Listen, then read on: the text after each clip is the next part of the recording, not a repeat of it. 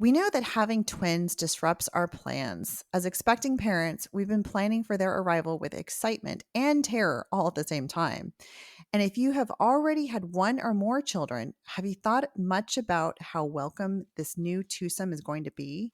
Today, we're here with twin mom and author Kerri Otto, and here to talk about how to introduce your new twins to an older singleton so they feel like they're still a big part of this growing family circus. This is Twin Talks. The ultrasound shows your babies to be healthy. What? Did you say babies? You're huge. Are you having twins? Are they natural? Which one do you like better? Twins, huh? My neighbor's cousin's brother's uncle's a twin. So can they read each other's minds? How do you tell them apart? Twins? You got a 2 for 1. Do twins run in your family? Double trouble. You're not having any more, are you? At least you're not Octomom. If you're pregnant with twins or you're an experienced twin parent, odds are you've heard it all before. Now it's time to hear from the experts. This is Twin Talks, Parenting Times 2.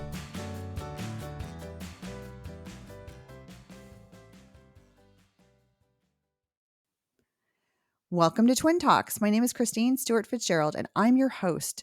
Now, I had my identical twin girls first, and then 2 years later, after they were potty trained, I thought, it'd be a great idea to have one more baby. Well, okay, it was eventually, but it was pretty hard the first couple years. So I'll get into that and talk a little bit more about that with our guests today. So now, if you haven't already, be sure to hit that subscribe button on your podcast app to make sure you get the latest content. You can also get updates about new episodes from Twin Talks and other great parenting shows by subscribing to our weekly newsletter at newmommymedia.com. And if you're interested in getting an inside look at our show, then check out our membership club called Mighty Moms. It's where we chat more about the topics discussed here in the show, and it's a great way to suggest topic ideas or even to let us know you'd like to be a guest on an upcoming episode. So let's meet our guest speaker today. With us is Kerri Otto. She is mom to a singleton boy, and then 3 years later welcomed identical girls. She's a speaker, coach, and now an author of a twin-related book, Twin Chanted Tales. So Kerri, welcome. Please tell us a little bit about your family, maybe their ages, personalities. Thank you. I'm excited to be with you guys today. My family is fun, chaotic, and full of love. I have 3 kids. My son is 8. He is the typical boy, strong athlete, outgoing, confident kid. And then, as mentioned, I have twin daughters who they're just about 3 years apart from my son, and they will be 6 this fall. They just completed their kindergarten year. They're full of love. They're interesting. They're much more quiet than my extroverted son. But they're having fun. They have grown so much in this last year and a half, really, an immense amount. And now, summer camp, they're all split up in their own little groups. They had their own classes in kindergarten. So we really saw them grow tremendously this past year. But they're a lot of fun. They're very similar, but also very unique in the same time. Wow. So that sounds like you got a lot of different personalities, both your son, your daughters, a lot of new things going on. So I'll love to hear a little bit more in just a moment. So thanks, Kerri. So we're going to take a short break. And when we come back, we'll be talking about some of those initial dynamics, both when they were born, to consider when you first learn that you're adding twins to the mix.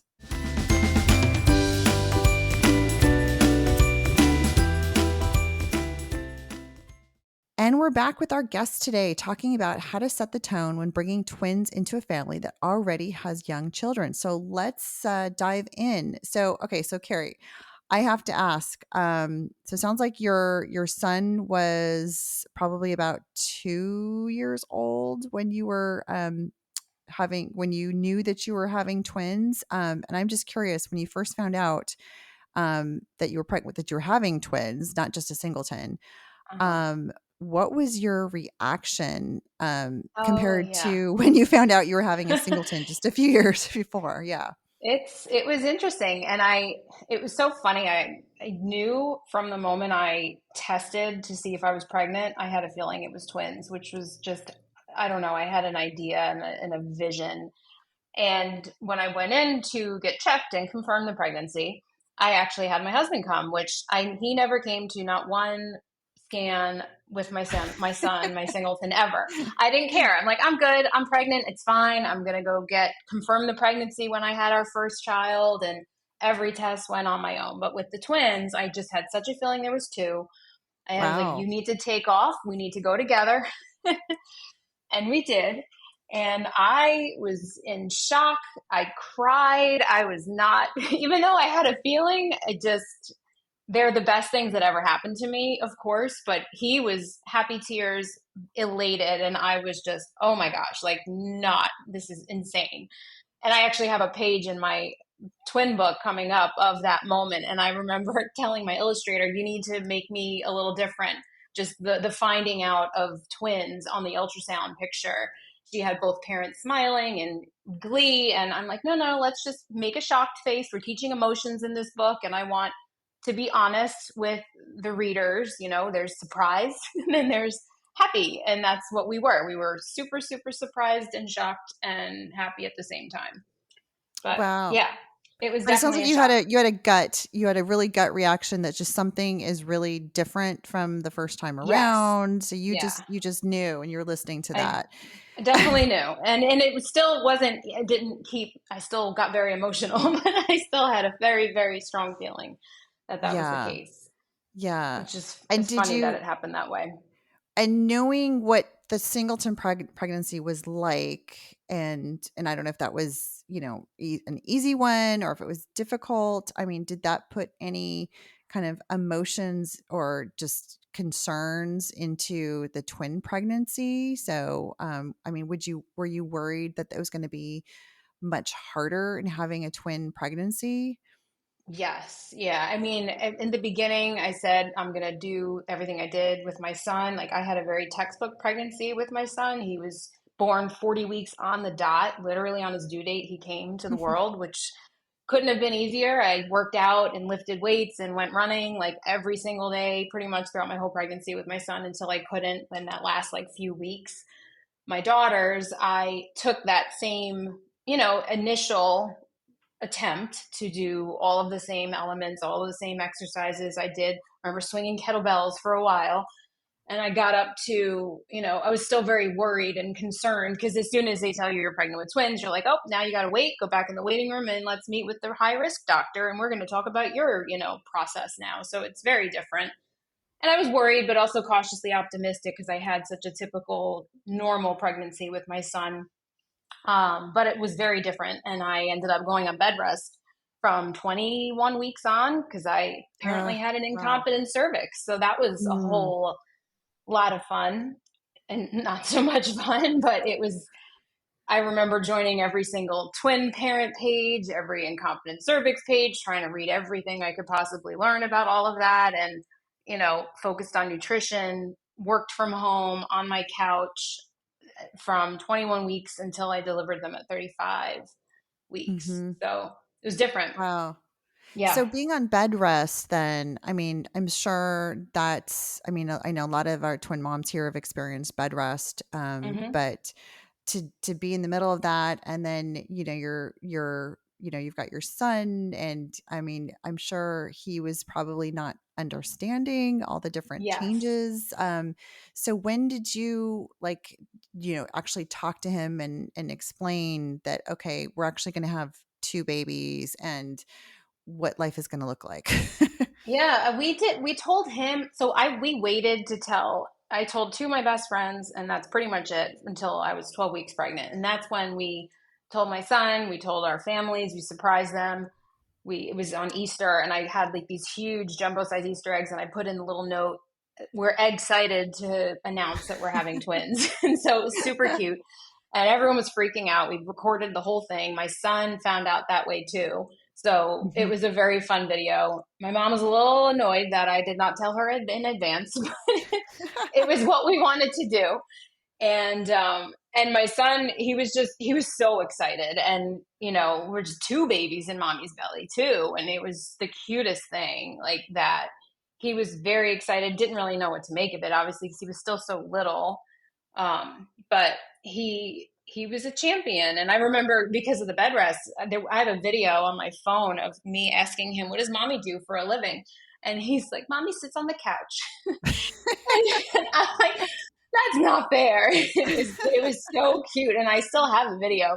It was such an innocent like answer. And he's like, Mommy sits on the couch and Daddy goes to work and Daddy does all the cooking in his little kid twang voice. It was so innocent and sweet. But I'm like, that's not what Mommy does. Do you not see my, desk pulled over on my big belly, like with my computer on it? But it was just cute. It was very cute. Like, when he was used to me doing everything, even I always worked full time. I, taking him to daycare, picking him up from daycare, taking him to every birthday party. I mean, all of a sudden I wasn't cooking. I wasn't driving. I wasn't, I literally didn't leave the couch. So it was Yeah. funny. Yeah. So did he equate the bed rest to the fact that you're having, two babies? I mean, did he understand that this is like the fact that you're not able to do all these things that you had been doing is because of the two babies that are going to be coming? Yeah. Yeah, we told him that. And he was still so sweet. I mean, he was never angry or resented it at all. Like, throughout the pregnancy, I would sit and read on the couch. We would have dinner on the couch. We just did everything on the couch.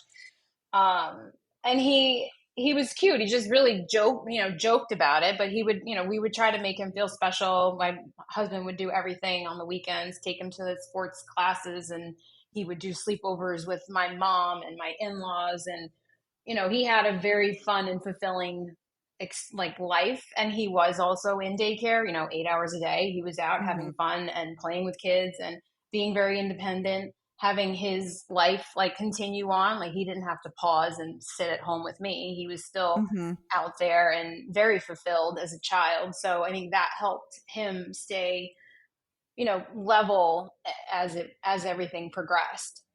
Right, right. So it sounds like during the pregnancy and the bed rest, he already had sort of a routine to go to. So he was in the preschool and had his Mm-hmm. friends and activities. So it wasn't a huge adjustment that he's relying just on you. He had other, types of support to rely on Absolutely. during the Yes. pregnancy.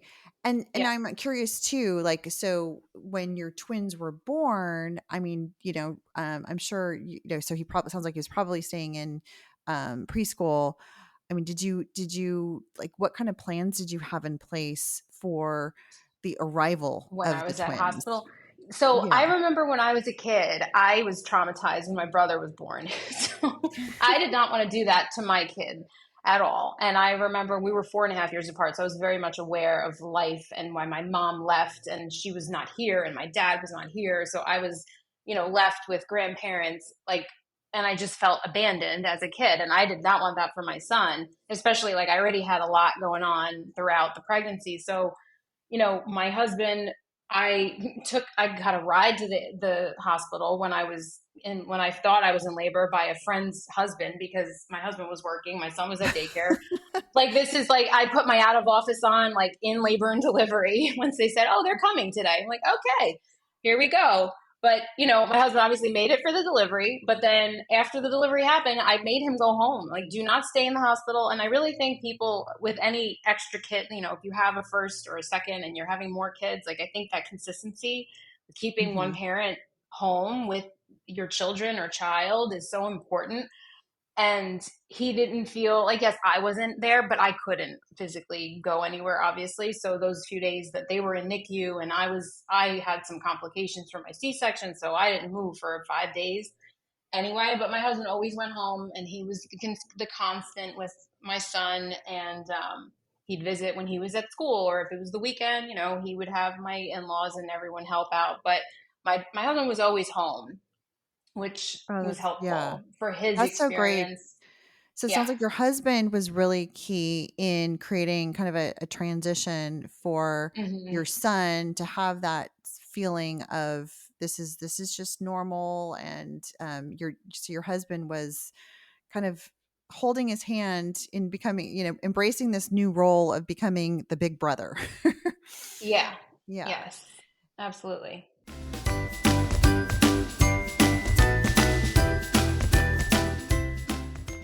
And did you do anything like, when the twins arrived, like how did you actually do the introduction of, okay, here's the two new girls, to Yeah. him?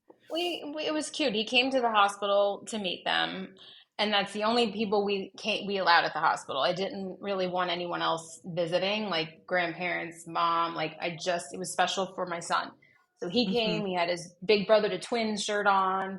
He got to meet them, and he felt special. So I felt like we always tried to keep him like our trio, really strong. And like he was allowed to come to the hospital to see mommy and the babies and, with daddy. And that was like his special moment. And I felt like that made him feel more like empowered and part of our team versus, you're not allowed to come or you're coming with all these other people. Like it was just him, it was just us. And I thought that helped his transition too, to being, one of three versus Mhm.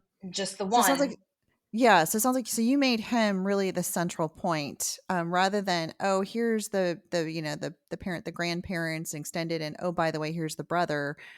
Oh, now Hmm. this is our central family, and he's wearing a shirt, so like here's your role, and there's like so there was at that point the five of you, as a family unit. So he was the central point of that. So that Yes. just sounds Yeah. so wonderful.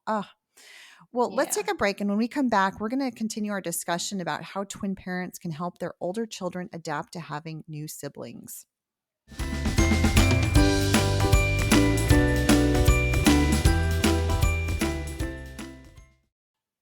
Welcome back to Twin Talks. Before the break, we were talking with twin mom Kerri Otto about how to help your older singleton adapt to a new life that brings twin invaders. And even long after the twins come into the family, we know that these older children must continually adapt to having younger twin siblings, and then they often command so much more time and attention from the parents and from strangers. So, Carrie, I have to ask. I mean, I love what I've been, hearing about how you really helped your son become the central point in the transition. And so I'm curious, fast forward to today. So you had mentioned that your son's, he's got his interest and he's very different than your daughter's. So maybe you can tell us a little bit about the dynamics in your family. Like how, as parents, how do you plan to spend time with each of your children? And, does it end up being the same amount? Do you do the same things? Yeah, it's different. I mean, he still gets more of our time, I would say, even in as far as extracurriculars, because he is this like stud of an athlete for 8 years old. It's crazy how good at lacrosse he is. He's playing, he's got tournaments, he's always on the field, he's just busy, busy, busy. We try to do, we try to spend time evenly with everyone. And it could be the most simple thing as if, like, my son's going to a birthday party. I'm going to take one twin with me to drive him.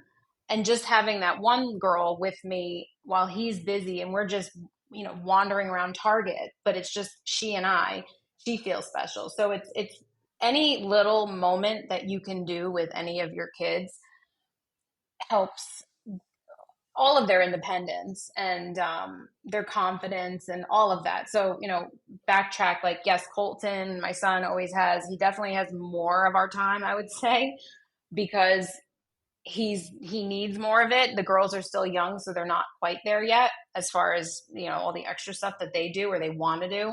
They've been transitioning into that slowly but surely this past year. So I think that's why he can really handle the attention they get all the time just by being who they are and what they were born into versus who Hmm. he is, because it is very Yeah. different. Yeah, and that's something I wanted to ask you too, is just like dealing with the attention, because I mean, I've Hmm. got identical, twin girls, and I have a singleton as well, younger singleton.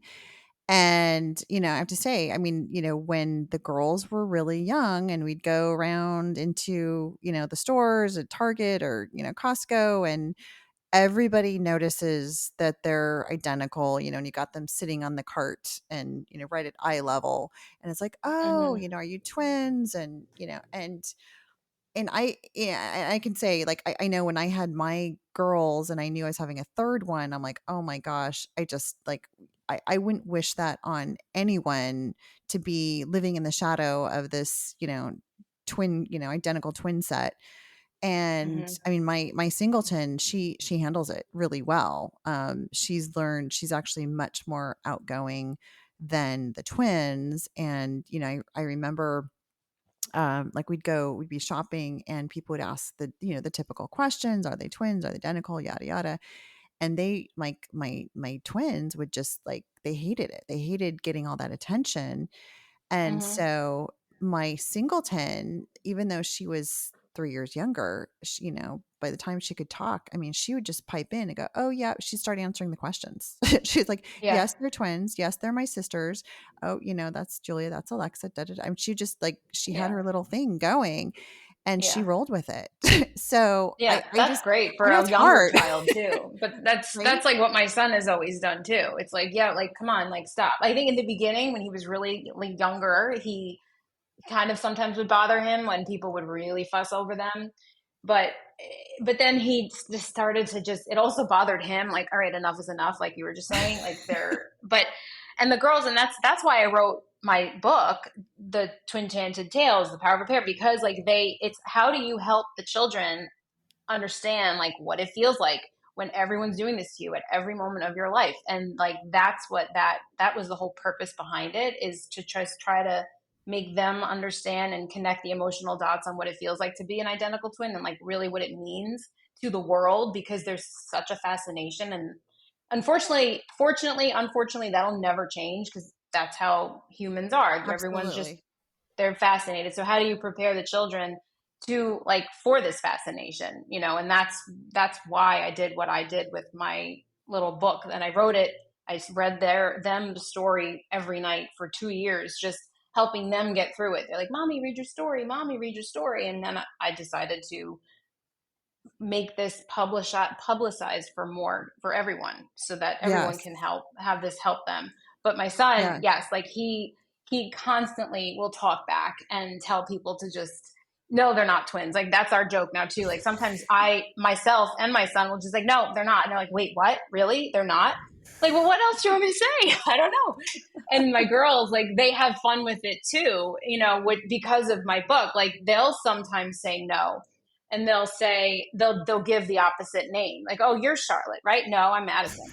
And they'll outright say it with like snow, like joking, like their faces are dead straight serious. Like they will completely pull your leg if they can.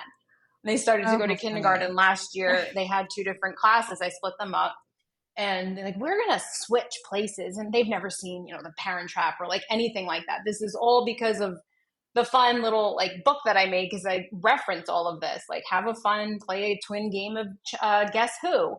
And so, there's pages in the story that make it playful, because it is fun and it is something you can celebrate. But like instead of being so depressed over it, because that's how they have been really for years, and they still get attention everywhere they go. It's never Oh, going to yeah. stop. I mean, Yeah. I'm sure eventually it maybe will quiet down, but I don't know. Yeah. It Now, did hasn't you stopped have an yet. idea? Yeah. Did you have an idea of the amount of attention that you would get? Because obviously it's affecting the whole No, family. no, I've never ever did. And that's something like I joined every Facebook page for twins, every single platform I could find on Facebook. Now Instagram's obviously bigger, and I tried to network and meet twin parents just to understand, how do you do this? Like, because it's so different. It's so different raising them from the moment they're born to, as they're older now. I mean, they're learning how to read, trying to teach two kids how to read at the same time. It's very difficult. Right, Um, right. but, Yeah. but yeah, there's nothing that can really prepare you. And I bought every twin book I could find for children's twin books, and nothing spoke to this. Nothing spoke to Right. the enchantment of who they are and Yeah. what surrounds them every day. And you know, it's So different. how do you deal, like, so how do you talk to your son? I mean, it sounds like he's become pretty resilient, and he's Yes. joining in on the kind of the teasing, and a little bit of Yep. the kind of the answers, and what. So it's like, how did you talk to him about that, or did he just pick that up on his own? I just think because we've always treated him, I feel like we made him fast track to being a little bit of a more mature kid, and he just is more mature. I feel like we've always treated him like he's one of our three, like the trio of my husband, myself, and him. And so, like, I'll take him to lunch by myself. That's like our special thing. We'll go get pancakes on Sundays every once in a while, just to get out, just he and I. And we have our little like day date, and he loves it. So I think like consistently giving him specific time apart with me, and then my husband takes him to all these lacrosse games all the time, and that's like his passion. And just constantly having him have his own time, he's just built his own confidence throughout that. We try to have that foundation of just he has these special times with us. His room has different things that the girls don't have at all yet, but he deserves it because he's such a leader, and he's just evolved. I told him, like, I wrote this book for the girls, and I kind of was worried about it. I'm like, how is he going to handle this? The twins are on the cover of my book. He's in the book too. I did make a page, and I had to put him in because how could you not? Because he's one of our family. Like, I can't publish a book without my son's, little character Right? of him. So Yeah. I wrote a page to just integrate him in so that he didn't have his feelings hurt or didn't feel like less important. He loves the fact that this is even happening. And he's like, I told him, like, I want to write a story with you. And I want to write a story about what it feels like to be a sibling, a big brother or a big sister to twins. And like, he's writing in his iPad, like he's writing his ideas, and it's very sweet. Like, it's just anything that even if I don't do it, like my goal is to do that next at some point, but it just makes him feel like stronger, independent, important. And it's just constantly finding ways to, empower the sibling of twins in any way you Hmm. can, just so that they continue to be confident and they build that confidence. And because Yeah. the twins really do need a fortress of people around them, and their sibling has to be strong when you've got that constant chaos around the two. Yes. So it sounds like you've been trying to like just continue for him to have his own activities, and you mentioned Mhm. that he's a part of that original, trio. And it sounds Mhm. like that's kind of a central theme that okay, he's an OG, right? So Yeah, exactly. he He is an he knows OG, it. and he totally knows it. Have you ever met him? He will, like, he captivates a room. Like, that's just who he is. And I don't know how. Sometimes I don't understand how I made him the way he is, but he's just such a force. He really is. I think it's just through Yeah. every little thing that we've been really calculated in what we've done and how he's grown. And Mhm. he's Do you he's also their try protector. to oh, he's the protector. That's a great role. That's especially Yeah. for as a boy and girls. But Hmm. so I'm also thinking though, so with the three of them, I mean with kids, I think parents of all ages, just from a time management, I mean, often, we have to, we like as parents, we got things we need to do. So we're like, okay, what can we have the kids do? Hmm. So is it easy to find activities that they can do together, or is it tough because their interests are so different?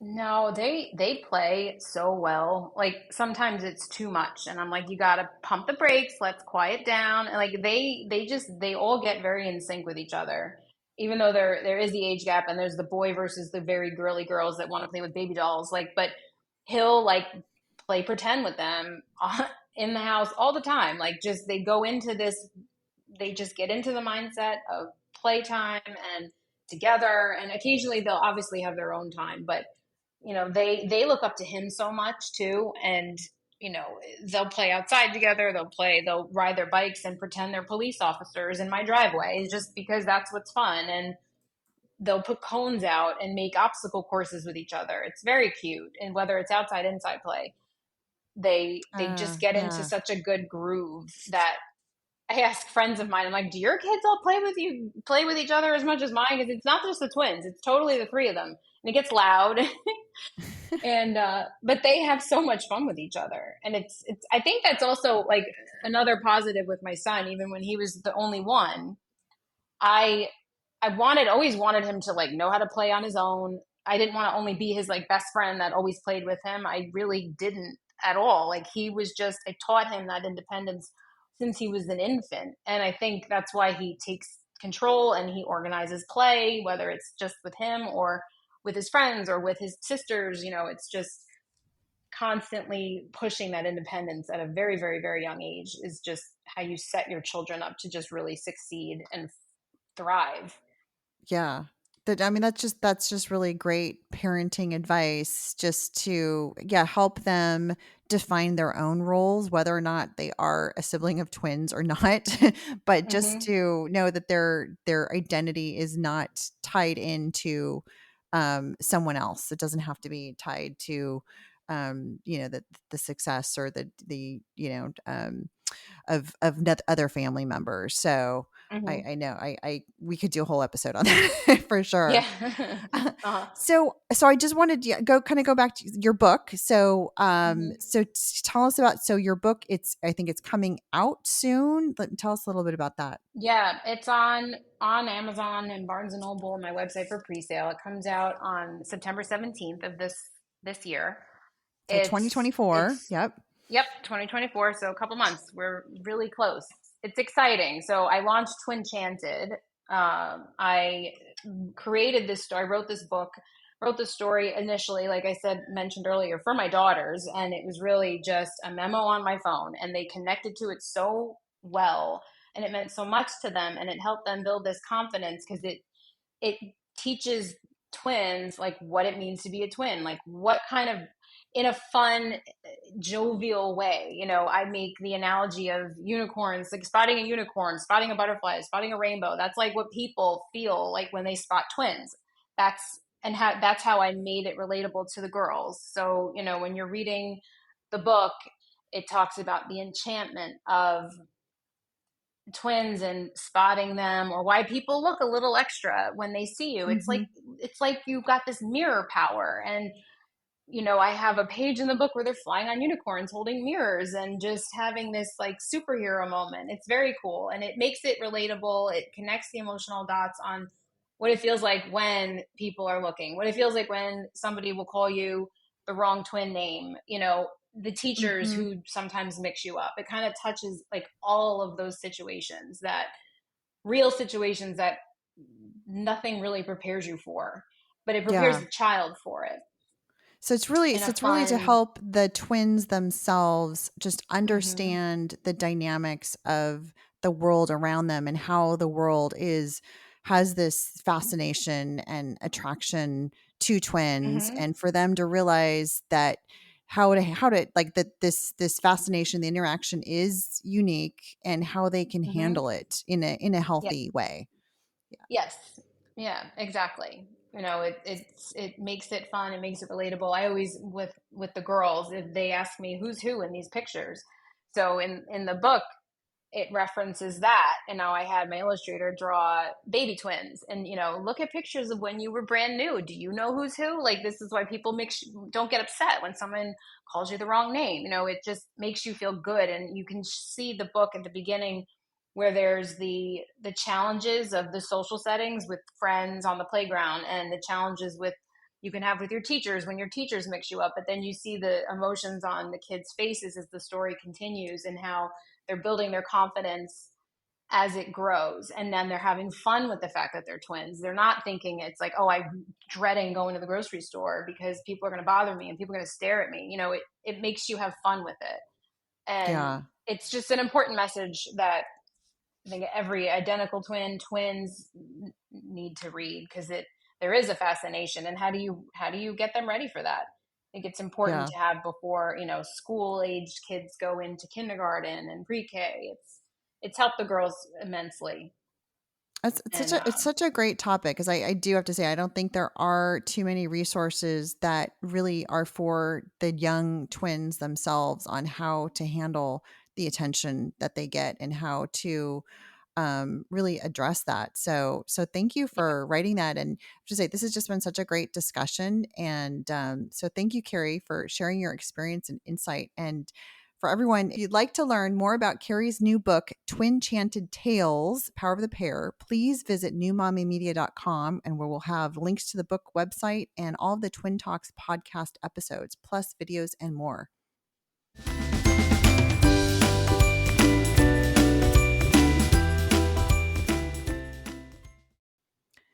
So that wraps up our show for today. Thanks for listening. If you like Twin Talks as much as we do, please consider checking out the amazing businesses that sponsor our show week after week. And we'd also love for you to tell other twin parents about this resource, which of course is absolutely free. So if you want to check out some of our other parenting podcasts, such as Newbies, that's everything about newborns, Parent Savers, so you can think about parenting hacks, the Boob Group, the lowdown on breastfeeding, and Preggy Pals, everything you could possibly need to know about pregnancy. So then visit our website at newmommymedia.com. Thanks for listening to Twin Talks, Parenting Times 2. This has been a New Mommy Media production. The information and material contained in this episode are presented for educational purposes only. Statements and opinions expressed in this episode are not necessarily those of New Mommy Media and should not be considered facts. While such information and materials are believed to be accurate, it is not intended to replace or substitute for professional medical advice or care, and should not be used for diagnosing or treating healthcare problem or disease or prescribing any medication. If you have questions or concerns regarding your physical or mental health or the health of your baby, please seek assistance from a qualified healthcare provider. Hey mamas, don't forget to check out Mighty Moms. It's our online community built for new moms just like you. Not only can you connect with other moms, but you can also join us backstage for special mom-only online events. And you'll also be notified when we're recording so you can join us as a special guest. Visit our website, newmommymedia.com, and click on the Mighty Moms banner. It's free. That's newmommymedia.com. See you there.